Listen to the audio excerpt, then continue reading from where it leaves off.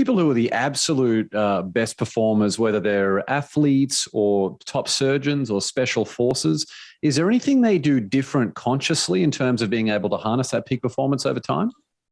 I think, yeah, I would say that there are a few things that they do amazingly well. And one would be able to understand the context of behavior. People need to be able to understand, and these high-level performers are able to sort of understand the context of behavior at that moment in time. So saying, listen, it's totally normal for me to be feeling this way as I'm going to go up to bat with 60,000 people here, and I've just gone 0 for 8.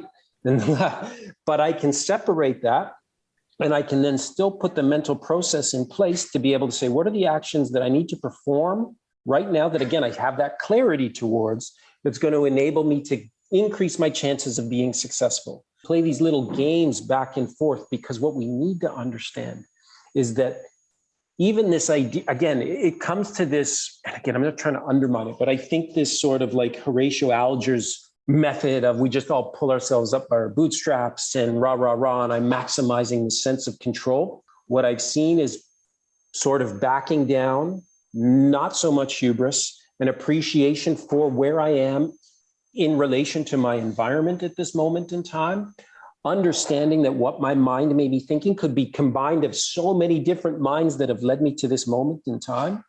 And that with all that stuff, I'm still going to be able to put the pieces in place to be able to focus on certain action items. What are the things that I need to focus on, and how do I move forward?